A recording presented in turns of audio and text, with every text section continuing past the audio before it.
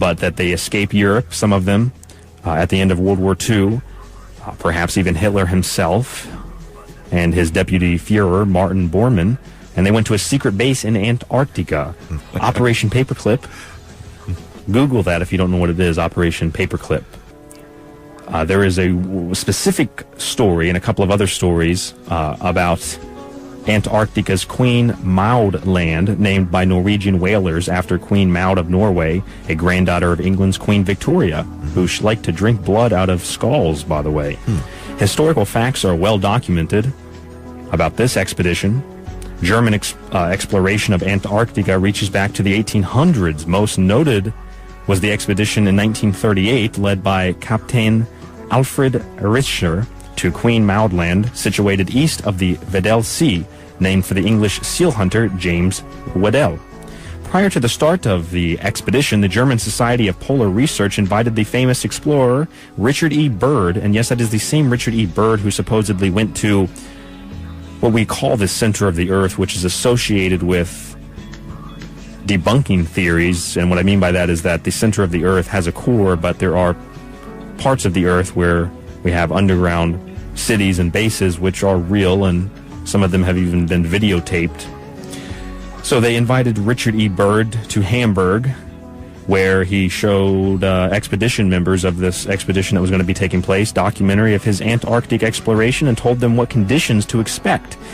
Ironically, about 10 years later, the Navy's Admiral Byrd led his own military expedition to Antarctica. It was supposed to be a scientific expedition, but they took aircraft carriers and thousands of soldiers armed to the T for some reason. Well, why not? You never know when you're going to run into a dangerous group of sea lions. Right. You know, those ice fishers get really upset having to set there all day. That's right. You never know what's going to happen. So, Capitan Richter renamed the area Neuschwabenland in honor of his flagship Schwabenland, a floating laboratory that belonged to the Lufthansa airline company. It carried 2 amphibious aircraft, about 10 tons each. It's well documented, part of a scientific experiment, if you will. Now, Richter's expedition were under direct order of the Reich Marshal Hermann Goering, Rudolf Hess, and other influential members of the secretive Fool Society. We've heard about the Fool Society before. We've done segments on the Fool Society. Also involved with the Vril Society and the Theosophical Society. Was that the Fool Society? The Fool Society, Thule. They actually were a big funder of the German Nazi Party rising to power. Officially on a mission to study the feasibility of whaling in those waters, Richter proceeded to drop small swastika flags along separate flight paths to the southern pole, eventually staking out more than 600,000 square kilometers for the Reich. Richter was fascinated by reports from that other guy named Waddell. One of his reports in 1823, Waddell wrote, I quote, "The ice in this region had completely disappeared. The temperature is mild, birds were observed flying around the ship, and groups of whales frolicked in the wake of the craft." And, end quote. It has been suggested that the Richter expedition found just such a place, one that contained huge ice caverns filled with warm water and living plants. Have you ever heard about this before, Nick? No, this is new. This is new stuff. Yes. Have you ever heard of the hollow earth theory? We talked about hollow moon last night. Have you heard about the hollow earth? No. You've never heard of the hollow earth theory? Have not. Interesting. I guess a lot of people believe that the center of the earth is hollow and there's a sun in the middle, right, which is kind of symbolic because the core is the hottest, right, but it's a lot of dense metals. But as I mentioned before, the hollow earth in another way is really just caverns, right, within the crust of the earth. Sure. So reportedly, these Germans discovered areas containing caves, one of which was reported to have led to a large underground lake warmed from geothermal heat. Persons in both Norway and Britain were aware of these ice-free areas, but chose to suppress the information. They left them off of maps to prevent other nations from laying claim. Antarctica, theoretically, is the perfect secluded hideaway, as it is approximately 5,600 miles from Africa, 4,760 miles from Australia, and 1,870 miles from the southernmost tip of South America. Richter and Schwabenland returned to Hamburg in April of 1939. But with war fears rising that year and Hitler's attack on Poland in September, the German expedition was quickly forgotten, all but by the higher Nazi command. By the mid-1940s, submarine bases had been built in New Schwabenland that became the sites of a great buildup of supplies and materials in addition to servicing U-boats operating in the South Atlantic. This site served as the southernmost point in a Nazi triangle of influence including South Africa and Argentina, which is where some people reported seeing Adolf Hitler and Joseph Mengele, the Angel of Death, after the war was over. This major base became known as New Berlin, or Base 211. This new base in Antarctica, and this is all documented and this is all well true. The further extent of this story is what we're trying to uncover. German Navy Grand Admiral Karl Dönitz stated in 1943, quote, "The German submarine fleet is proud of having built for the Führer in another part of the world a Shangri-La on land, an impregnable fortress." The Norwegian Nazi Vidkun Quisling, at the trial of Nuremberg in 1945, stated, and I quote, "I believe I fought for a just cause and I refused to run away from my responsibilities when the Nazis, shortly after their final collapse, offered to convey me aboard a submarine to safe refuge." There was also reports that when Allies closed in on the capital, before Hitler supposedly shot himself, that there was a mass UFO sighting over Germany, and many high-ranking officials in the Reich were taken aboard these UFOs and disappeared. People say that those are aliens, and they were connected with the Vril Society and communicating with otherworldly spirits and creatures. I don't think that was that. I think it was probably German flying saucers, which they perfected, and we're going to get a little bit of that information coming up. The question of how the Nazis could have kept such a large base secret was explained in part by W.A. Harbinson, who stated, and I quote, "Regarding the possibility of the Germans building self-sufficient underground research factories in the Antarctic, it has only to be pointed out that the underground research centers of Nazi Germany were gigantic feats of construction containing wind tunnels, machine shops, assembly plants, launching pads, supply dumps, and accommodation for all who worked there, including adjoining camps for slaves, and yet very few people ever even knew they existed. Until I did the research, Nick, I didn't even know that these existed." Yeah. These large underground facilities in Germany. Mm-hmm. Not something they teach you in school. Not something that you're taught in school, absolutely not. Mm-hmm. But they did exist, and describing them would get you labeled a conspiracy theorist, but nevertheless, they are there.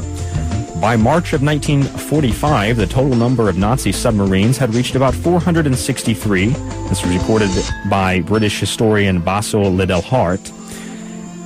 Of those 463, about 159 U-boats surrendered to the Allies, Nick. 203 were scuttled by their crews, and this left about 100 Nazi subs that were unaccounted for at the war's end. Wow. Now, in relation to Antarctica, check this out. An unmarked German U-boat surrendered to the Argentine Navy on June 10, 1945. Exactly 1 month later, a U-530 surrendered at Mar del Plata in Argentina. Just over a month later, on August 17th of 1945, the U-977 also surrendered at Mar del Plata. That same month, another sub, the U-465, was scuttled off the coast of Patagonia.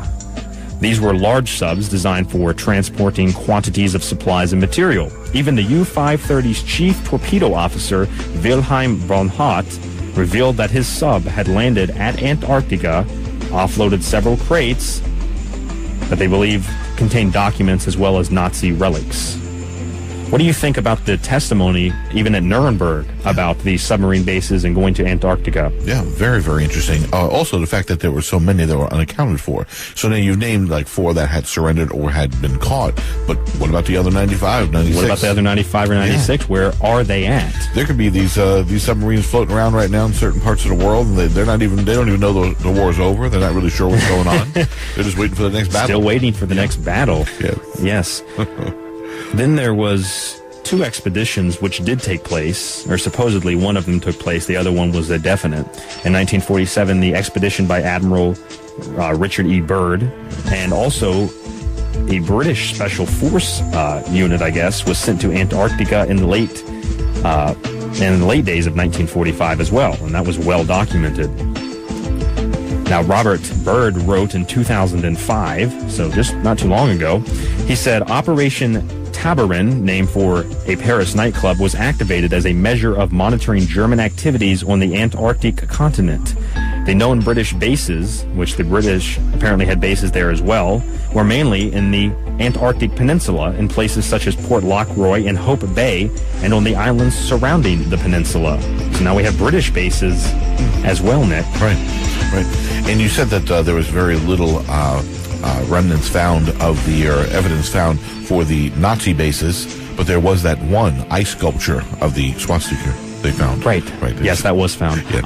It was interesting because there's a lot of books written about this, and I had, it's funny how the universe works, because I had picked up this story, and then I was reading a series called Area 51, and in the story they talked about how these guys went to Antarctica. There was an expedition like this, and they went down into these large underground caverns and found fleets of German UFOs, which the Germans had perfected. They weren't alien technology. Right. It was human technology. Right. And Hitler was obsessed with producing this alternative energy. Yeah. Alternative free energy, something we're going to talk about. It's funny because a lot of people think that the Vril Society were connected with these interdimensional spirits. The women of the Vril Society never cut their hair. They let it just grow out. And they thought that was like an antenna to connect them to these spirits or whatnot. Right. And many people believe that, especially that sighting over Berlin, that these UFOs were aliens and helping the Nazis, who were extremely deep into occultism, the hidden, what wasn't necessarily on the surface, and people think that the aliens helped them. It's also funny that Nikola Tesla, who developed free energy or free electricity, believe that maybe aliens helped him as well. According to an unnamed survivor, a member of the British Special Forces, and there's a whole extensive story about this man. He went to the Falkland Islands for a special Arctic training in the fall of 1945, and I believe for the most part that all of this is definitely documented. It was led by veterans of the Norwegian resistance and accompanied by an unmanned scientist. This special unit of British soldiers traveled to Antarctica.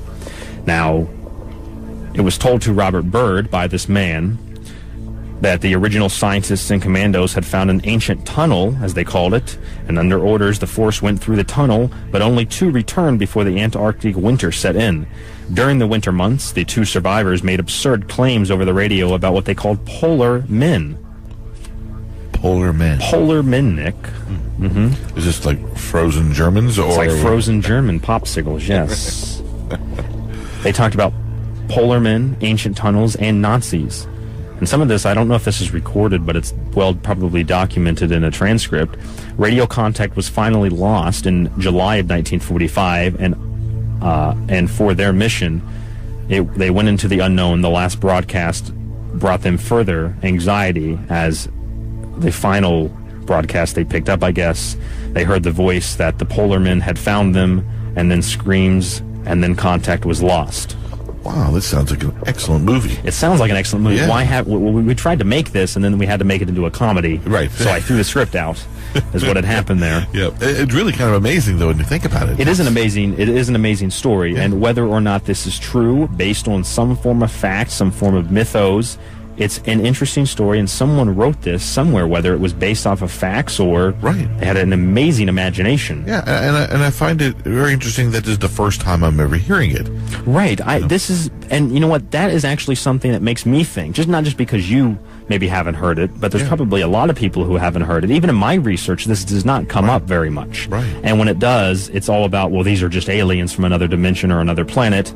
I'm trying to take it a step further, and when I look into this, I find that issue is that not many people know about it, which might mean that it's actually closer to the truth than we think. Right. Because a lot of times these stories like Area 51 and Roswell, they're pushed so much into the public spectrum, into the public forum, that everyone knows about it, everyone's got their own opinion about it. And yes, that may be done to discredit it more so because everybody's got their opinion about it.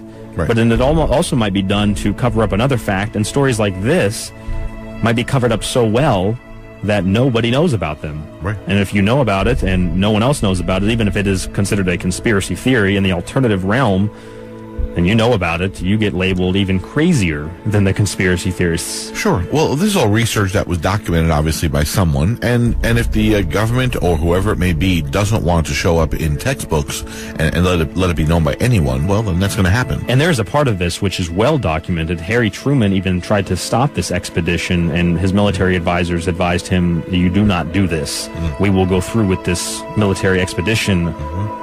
AKA scientific research, but we're going to send down aircraft carriers and bombs and missiles and mines, and we're going to just send a whole military down to Antarctica because we need scientific photographs. Yeah, which they obviously needed also for the Icemen. For the Icemen, the polar men.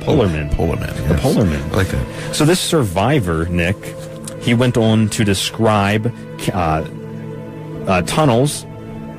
He said the Nazis had constructed a huge base into the caverns and had even built docks for U-boats, and one was identified, supposedly, one of these U-boats. They never gave a number. Still, the deeper they traveled, the more stranger visions they were greeted with. They were down in one of these tunnels. The survivor reported that the hangars for strange planes and excavations galore had been documented. Robert Byrd reported. Now, a lot of people say, well, it's really cold down there, they would have died. Well, This is heated from geothermal heat from inside the Earth. Yeah.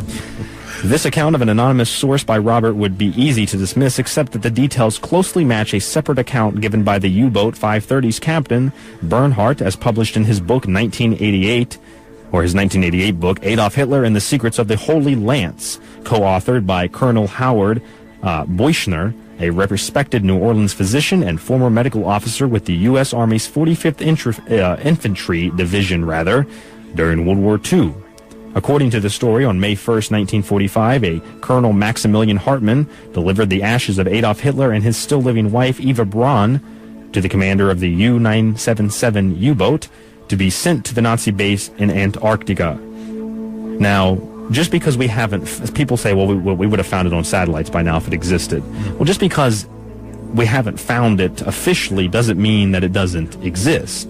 Of course.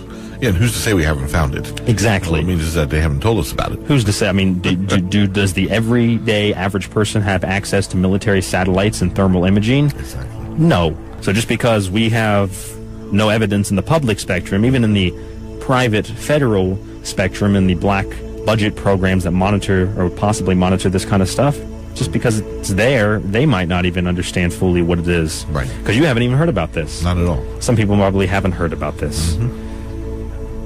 It's not necessarily that this base, even if it was true, that it was established for any type of control or any type of power. It could have just been established for something a little bit more, something hidden, something occult.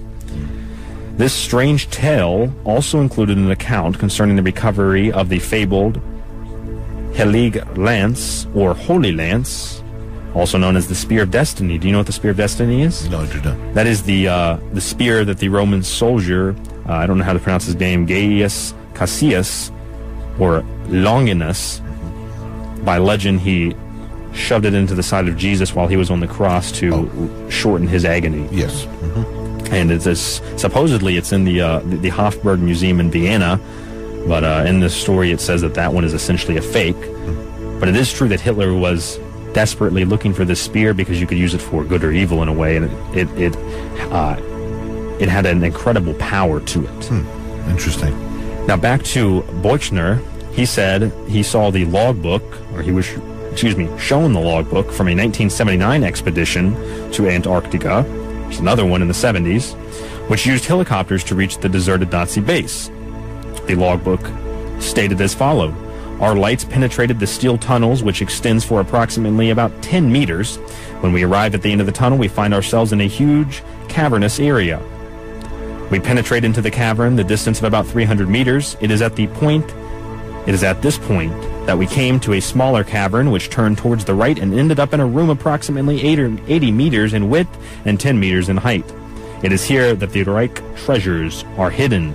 At this point stands a small obelisk, about a meter in height, which marks the spot. There is an inscription which reads as follows, quote, 'There are truly more things in heaven and parenthesis in earth than man has dreamt.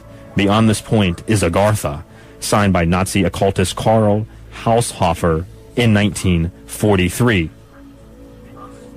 Do you know what Argartha is? No.